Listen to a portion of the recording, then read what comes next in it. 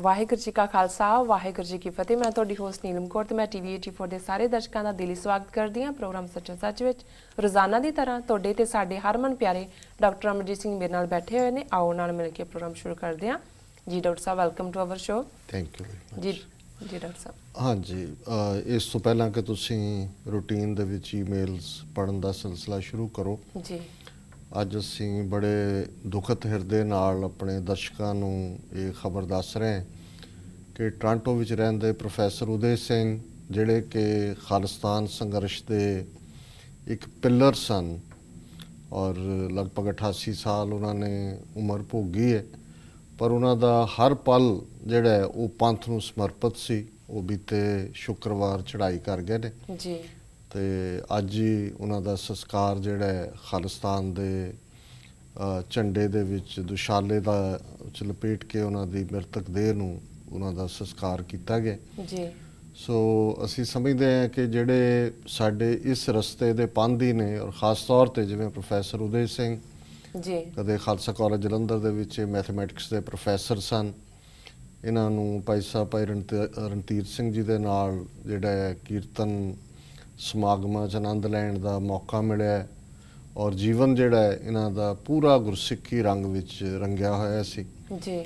70ਵੇਂ 'ਚ ਮੈਨੂੰ ਯਾਦ ਹੈ ਇਹਨਾਂ ਦੀ ਮਾਲ ਟਾਊਨ ਜਲੰਧਰ ਦੇ ਵਿੱਚ ਕੋਠੀ ਸੀ। ਇੱਕ ਵਾਰ ਮੈਨੂੰ ਉਹਨਾਂ ਨੂੰ ਉੱਥੇ ਜਾ ਕੇ ਮਿਲਣ ਦਾ ਸਬਬ ਵੀ ਹੋਇਆ ਜੀ। ਉਦੋਂ ਹਾਲਾਂਕਿ ਕੋਈ ਖਾਲਿਸਤਾਨ ਦੀ ਲਹਿਰ ਤਾਂ ਨਹੀਂ ਸੀ ਚੱਲੀ, ਲੇਕਿਨ ਜਲੰਧਰ ਦੇ ਵਿੱਚ ਕਰਨਲ ਦਲਜੀਤ ਸਿੰਘ ਹੁੰਦੇ ਸੀ, ਅਖੰਡ ਕੀਰਤਨੀ ਜਥੇ ਦੇ ਸਮਾਗਮ ਆਰਗੇਨਾਈਜ਼ ਕਰਦੇ ਸੀ ਜੀ। ਸੋ ਉਹਦੇ 'ਚ ਇੱਕ ਦੋ ਵਾਰ ਮੈਨੂੰ ਉਹਨਾਂ ਦੇ ਦਰਸ਼ਨ ਕਰਨ ਦਾ ਮੌਕਾ ਮਿਲਿਆ ਤੇ ਉਦੋਂ ਇਹ ਕੈਨੇਡਾ ਤੋਂ ਗਏ ਸਨ। ਫਿਰ ਇੰਨੀ ਮਜ਼ਬੂਤੀ ਨਾਲ ਜੂਨ 84 ਤੋਂ ਬਾਅਦ ਉਹ ਇਸ ਰਸਤੇ ਤੇ ਆਏ। ਹਾਲਾਂਕਿ ਉਹ ਕੈਨੇਡਾ ਆਏ ਜਦੋਂ 60ਵਿਆਂ ਦੇ ਵਿੱਚ ਔਰ ਕੈਨੇਡਾ ਦੀ ਓਨਟਾਰੀਓ ਦੀ ਇੱਕ ਬੜੀ ਅੱਛੀ ਯੂਨੀਵਰਸਿਟੀ 'ਚ ਉਹਨਾਂ ਨੇ ਲੰਬਾ ਵਕਤ as a professor as a teacher ਜੀ ਪੜ੍ਹਾਇਆ ਔਰ ਰਿਟਾਇਰਮੈਂਟ ਤੋਂ ਬਾਅਦ ਵੀ ਉਹਨਾਂ ਦਾ ਜਿਹੜਾ ਹਰ ਪਲ ਸੀ ਉਹ ਪੰਥ ਦੇ ਹੀ ਅਰਪਣ ਸੀ ਜੀ।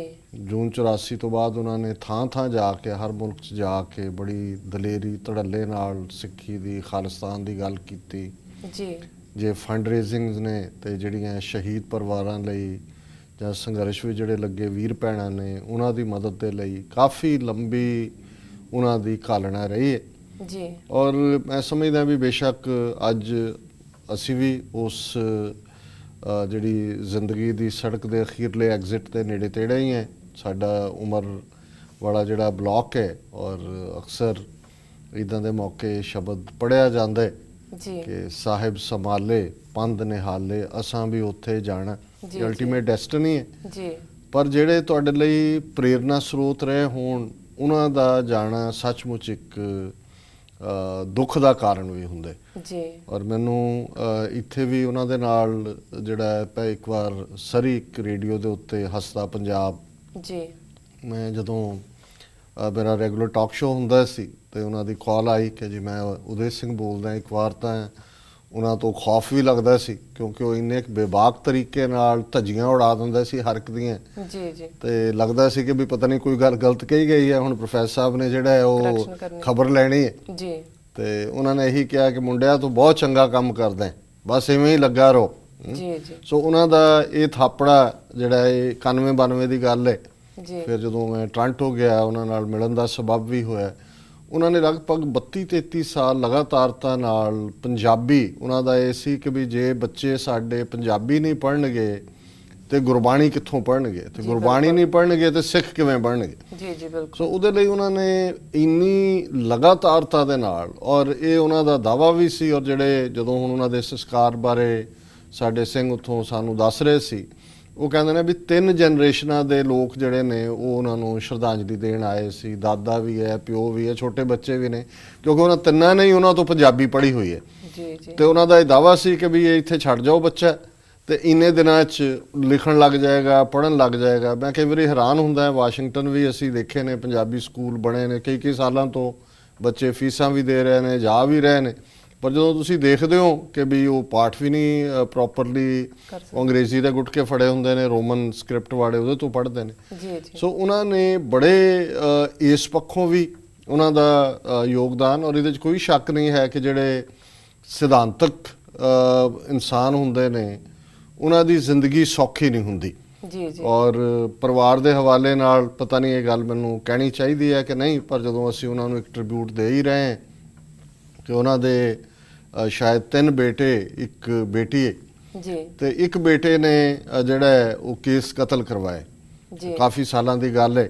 ਔਰ ਜਦੋਂ ਸ਼ਾਮ ਨੂੰ ਉਹ ਆਇਆ, ਉਹਨੇ ਦਰਵਾਜ਼ਾ ਖੜਕਾਇਆ, ਉਹਨਾਂ ਨੇ ਦਰਵਾਜ਼ਾ ਖੋਲ੍ਹਿਆ, ਦੇਖਿਆ ਤੇ ਉਹਨਾਂ ਨੇ ਕਿਹਾ ਵੀ ਹੁਣ ਤੇਰੇ ਨਾਲ ਮੇਰਾ ਕੋਈ ਰਿਸ਼ਤਾ ਨਹੀਂ ਹੈ ਜੀ। ਉਹ ਅਲੱਗ ਰਹਿਣ ਲੱਗ ਗਏ। ਔਰ ਮੈਂ ਮਾਫੀ ਚਾਹਾਂਗਾ ਜੇ ਮੈਂ ਇਸ ਘਟਨਾ ਨੂੰ ਕੋਈ ਇਨ ਬਿਨ ਨਾ ਬਿਆਨ ਸਕਿਆ ਹੋਵਾਂ, ਪਰ ਜੋ ਮੇਰੇ ਤੱਕ ਪਹੁੰਚਿਆ ਜੀ। ਔਰ ਉਹ ਅਲੱਗ ਚਲਾ ਗਿਆ, ਕੁਛ ਹੋ ਗਿਆ, ਕੁਛ ਰੱਬ ਦਾ ਐਸਾ ਭਾਣਾ ਹੁੰਦਾ ਹੈ, ਐਕਸੀਡੈਂਟ ਹੋਇਆ, ਉਹਦੀ ਮੌਤ ਹੋ ਗਈ ਜੀ। ਤੇ ਉਹਨਾਂ ਨੂੰ ਇਨਫੋਰਮ ਕੀਤਾ ਗਿਆ ਕਿ ਜੀ ਤੁਹਾਡਾ ਬੇਟਾ ਜਿਹੜਾ ਹੈ ਉਹ ਚੜ੍ਹਾਈ ਕਰ ਗਿਆ ਜੀ। ਤੇ ਉਹਦੀ ਬਾਡੀ, ਉਹ ਕਹਿੰਦਾ ਨਹੀਂ ਉਹ ਤਾਂ ਉਦੋਂ ਮਰ ਗਿਆ ਸੀ। ਉਹਨਾਂ ਨੇ ਜਿਹੜਾ ਵੀ ਟਾਈਮ ਜਦੋਂ ਉਹਨੇ ਕੇਸ ਕਤਲ ਕਰਾਇਆ ਸੀ, ਉਹਨੇ ਕਿਹਾ ਜੀ ਉਹ ਤਾਂ ਉਦੋਂ ਮਰ ਗਿਆ ਸੀ, ਮੇਰਾ ਕੋਈ ਨਹੀਂ ਸੀ, ਉਹ ਮਰ ਚੁੱਕਾ ਆਲਰੇਡੀ। ਸੋ ਮੈਂ ਸਮਝਦਾ ਵੀ ਅੱਜ ਅਸੀਂ ਜਿਹੜਾ ਜਿਨ੍ਹਾਂ ਘਰਾਂ ਦੇ ਵਿੱਚ ਅਸੀਂ ਬੱਚਿਆਂ ਨੂੰ ਰੇਸ ਕਰਦੇ ਹਾਂ, ਕਿੰਨੇ ਬਹਾਨੇ ਲੱਭਦੇ ਹਾਂ ਅਸੀਂ ਕਿ ਵੀ ਬੱਚੇ ਸਿੱਖੀ ਸਰੂਪ 'ਚ ਅਸੀਂ ਕਿਉਂ ਨਹੀਂ ਰੱਖ ਸਕਦੇ, ਕੀ ਨਹੀਂ ਹੈ, ਕੀ ਬਹਾਨੇਬਾਜ਼ੀ। ਸੋ ਇਹ ਜਿਹੜੀ ਜਨਰੇਸ਼ਨ ਸੀ, ਔਰ ਜਿੱਥੇ ਅੜ ਗਏ ਫਿਰ ਅੜ ਗਏ, ਉਹਨਾਂ ਨੂੰ ਕੌਣ ਹਿਲਾ ਸਕਦਾ ਸੀ। ਔਰ ਮੈਨੂੰ ਯਾਦ ਹੈ ਇੱਕ ਵਾਰ ਇਹ ਜਦੋਂ ਮੈਕਲੋਇਡ ਸਕੂਲ ਆਫ ਥਾਟ ਵਾਲੇ ਪ੍ਰੋਫੈਸਰ ਪਿਸ਼ੌਰਾ ਸਿੰਘ ਤੇ ਦੂਜੇ ਤੀਜੇ ਇੱਕ ਟੋਰਾਂਟੋ ਯੂਨੀਵਰਸਿਟੀ 'ਚ ਸੈਮੀਨਾਰ ਸੀ ਤੇ ਇਹਦੇ 'ਚ ਸਾਰੇ ਗਏ ਹੋਏ ਸੀ ਤੇ ਡਾਕਟਰ ਮਾਨ ਸ਼ਾਇਦ ਉਹਨਾਂ ਦੀ ਕਾਲ ਸੀ ਜਾਂ ਕਿਸੇ ਉਹਨਾਂ ਦੀ ਸੀ, ਉਹਨਾਂ ਨੇ ਕਿਹਾ ਕਿ ਜੀ ਉੱਥੇ ਕੁਛ ਆਪਣੇ ਸਿੰਘ ਭੇਜੋ ਕਿਉਂਕਿ ਇਹ ਸਾਰਾ ਪਿਸ਼ੌਰਾ ਸਿੰਘ ਔਰ ਦੂਸਰਾ ਜਿਹੜੇ ਨੇ ਉੱਥੇ ਖਰਾਬੀ ਕਰਨਗੇ ਜਾ ਕੇ। ਉਹ ਜਿਵੇਂ ਕਰਦੇ ਹੀ ਸੀ ਮੈਕਲੋਇਡ, ਕਿਉਂਕਿ ਯੂਨੀਵਰਸਿਟੀ ਆਫ ਟੋਰਾਂਟੋ ਨਾਲ ਵੀ ਰਿਹਾ ਸੀ ਬਾਵਾਸਤਾ ਜੀ। ਤੇ ਮੈਂ ਉਹਨਾਂ ਨੂੰ ਕਿਹਾ ਜੀ ਕੋਈ ਗੱਲ ਨਹੀਂ ਹੈ, ਅਸੀਂ ਆਪਣੇ ਫੈਡਰੇਸ਼ਨ ਦੇ ਸਿੰਘਾਂ ਨੂੰ ਕਾਲ ਕੀਤੀ, ਉਹਨਾਂ ਨੇ ਕਿਹਾ ਜੀ ਪ੍ਰੋਫੈਸਰ ਸਾਹਿਬ ਨੂੰ ਲੈ ਜਾਂਦੇ ਹਾਂ, ਪ੍ਰੋਫੈਸਰ ਉਦੈ ਸਿੰਘ ਜੀ ਨੂੰ। ਸੋ ਸੈਮੀਨਾਰ 'ਚ ਪਿਸ਼ੌਰਾ ਸਿੰਘ ਨੇ ਆਪਣਾ ਜੋ ਵੀ ਸੀ, ਜਦੋਂ ਸਵਾਲ ਜਵਾਬ ਬੜਾ ਸ਼ੁਰੂ ਹੋਇਆ, ਉਹ ਖਲੋ ਗਏ। ਉਹ ਕਹਿੰਦੇ ਵੀ ਦੱਸ ਕਿੰਨੇ ਪੈਸੇ ਸਰਕਾਰ ਤੋਂ ਲੈਣਾ, ਛੱਡ ਕਹਿੰਦੇ ਜੋ ਜਵਲੀਆਂ ਤੂੰ ਮਾਰੀਆਂ ਇਹ, ਤੂੰ ਦੱਸ ਪੈਸੇ ਕਿੰਨੇ ਲੈਣੇ ਸਰਕਾਰ ਤੋਂ, ਕਿੰਨੀ ਤੇਰੀ ਤਨਖਾਹ ਹੈ। ਹੁਣ ਨਾ ਉਹਨਾਂ ਨੂੰ ਕੋਈ ਬਿਠਾ ਸਕੇ ਨਾ ਉਠਾ ਸਕੇ, ਉਹ ਉਹਨਾਂ ਦਾ ਜਿਹੜਾ ਕੰਮ ਸੀ ਸਾਰਾ ਅਗਲੇ ਸੈਸ਼ਨ 'ਚ ਉਹ ਤੁਰਦੇ ਹੋਏ ਸਾਰੇ। ਸੋ ਮਤਲਬ ਇਹ ਜਿਹੜੀ ਇਸ ਕਿਸਮ ਦੀ ਦਲੇਰੀ ਨਾਲ ਆਪਣੀ ਗੱਲ ਕਹਿਣ ਦੀ ਗੱਲ ਹੈ। ਸੋ ਅਸੀਂ ਅੱਜ ਦਾ ਇਹ ਪ੍ਰੋਗਰਾਮ ਜਿਹੜਾ ਹੈ ਉਹਨਾਂ ਦੀ ਉਸ ਵਿਛੜੀ ਰੂਹ ਦੀ ਅੰਤਮ ਸਤਿਗੁਰੂ ਦੇ ਚਰਨਾਂ ਵਿੱਚ ਅਰਦਾਸ ਉਸ ਦੇ ਨਾਲ ਹੀ ਸ਼ੁਰੂਆਤ ਕਰਦੇ ਜੀ ਜੀ ਕਿ ਸੰਬਤ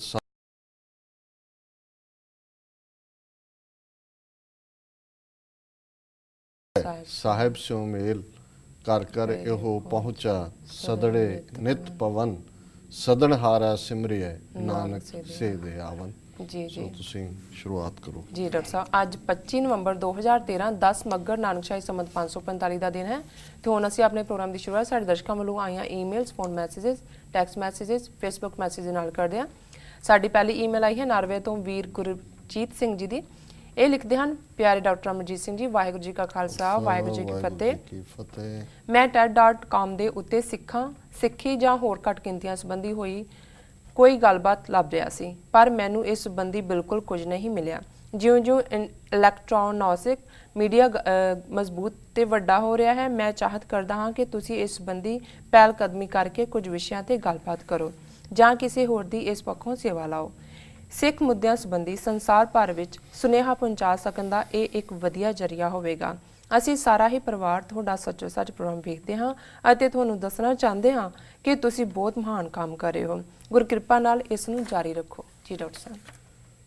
ਵੀਰ ਗੁਰਜੀਤ ਸਿੰਘ ਜੀ ਦਾ ਬਹੁਤ ਬਹੁਤ ਧੰਨਵਾਦ। ਉਹਨਾਂ ਨੇ ਸਾਨੂੰ ਨਾਰਵੇ ਤੋਂ ਲਿਖੇ ਜੀ। ਉਹਨਾਂ ਦਾ ਸਾਰਾ ਪਰਿਵਾਰ ਇਸ ਪ੍ਰੋਗਰਾਮ ਨੂੰ ਦੇਖਦਾ ਹੈ, ਐਡਮਾਇਰ ਕਰਦਾ ਹੈ। ਇਹ ਸਾਡੇ ਲਈ ਹੋਰ ਵੀ ਫਖਰ ਦੀ ਗੱਲ ਹੈ, ਕਿਉਂਕਿ ਜਦੋਂ ਅਸੀਂ ਘਰੇਲੂ ਜਿਵੇਂ ਪਹਿਲਾਂ ਵੀ ਗੱਲ ਕਰਕੇ ਹਟੇ ਹਾਂ, ਜਿਨ੍ਹਾਂ ਪਰਿਵਾਰਾਂ ਦੇ ਵਿੱਚ ਗੁਰਸਿੱਖੀ ਦਾ, ਪੰਥਕ ਚੜ੍ਹਦੀ ਕਲਾ ਦਾ ਮਾਹੌਲ, ਮਸਲੇ ਵਿਚਾਰੇ ਜਾਣ, ਪੰਥਕ ਚਿੰਤਨ ਹੋਏ ਜੀ, ਉਹੀ ਬੱਚੇ ਬੱਚੀਆਂ ਅੱਗੋਂ ਸਾਡੇ ਸਟੈਂਡਰਡ ਬੀਅਰਰ ਵੀ ਨੇ, ਸਾਡੇ ਝੰਡਾ ਬਰਦਾਰ ਵੀ ਨੇ ਜੀ, ਜਿਨ੍ਹਾਂ ਨੇ ਪੰਥ ਦੀ ਗੱਲ ਨੂੰ ਅੱਗੇ ਲੈ ਕੇ ਜਾਣਾ।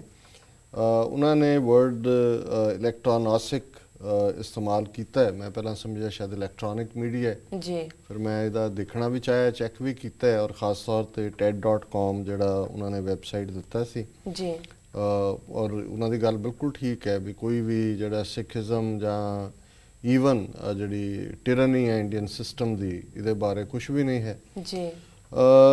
ਦੇਖੋ ਯਤਨ ਤਾਂ ਸਾਡਾ ਇਹੀ ਹੁੰਦਾ ਹੈ ਕਿ ਵੀ ਅਸੀਂ ਹਰ ਮਿੰਟ ਜਿਹੜਾ ਹੈ, ਹਰ ਸੈਕਿੰਡ ਰਾਦਰ ਸਾਡਾ ਪੰਥਕ ਚੜ੍ਹਦੀ ਕਲਾ ਦੇ ਔਰ ਪੰਥ ਦੇ ਲਈ ਕੁਝ ਕ੍ਰੀਏਟਿਵ ਕਰ ਸਕਣ ਦੇ ਹੀ ਲੇਖੇ ਲੱਗੇ ਜੀ।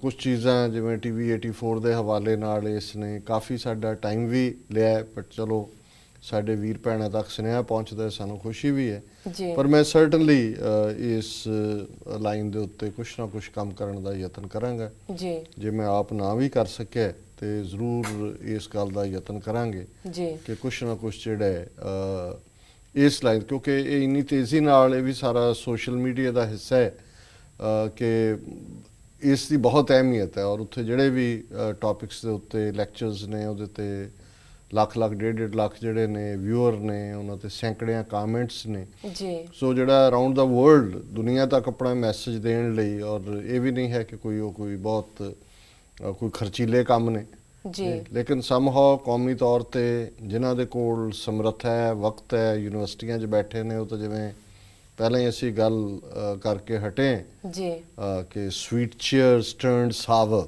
ਜੀ। ਜੀ ਕਿ ਜਿਨ੍ਹਾਂ ਨੂੰ ਲੱਖਾਂ ਡਾਲਰ ਖਰਚ ਕੇ ਸਿੱਖਾਂ ਨੇ ਯੂਨੀਵਰਸਿਟੀਜ਼ ਚੇਅਰਸ ਬਣਾਈਆਂ, ਉਹ ਮੈਕਲੋਇਡ ਤੇ ਪਿਸ਼ੌਰਾ ਤੇ ਗੁਰਿੰਦਰ ਮਾਨ, ਹਰਜੋਤ ਓਬਰਾਏ ਔਰ ਹੁਣ ਇੱਕ ਜਿਹੜੇ ਨਵੇਂ ਉੱਠੇ ਨੇ ਅਰਵਿੰਦ ਮੰਡੇਰ, ਜਿਨ੍ਹਾਂ ਦਾ ਜ਼ਿਕਰ ਪਿਛਲੇ ਦਿਨਾਂ 'ਚ ਪ੍ਰੋਫੈਸਰ ਢਿੱਲੋਂ ਨੇ ਵੀ ਕੀਤਾ ਸੀ, ਜੀ।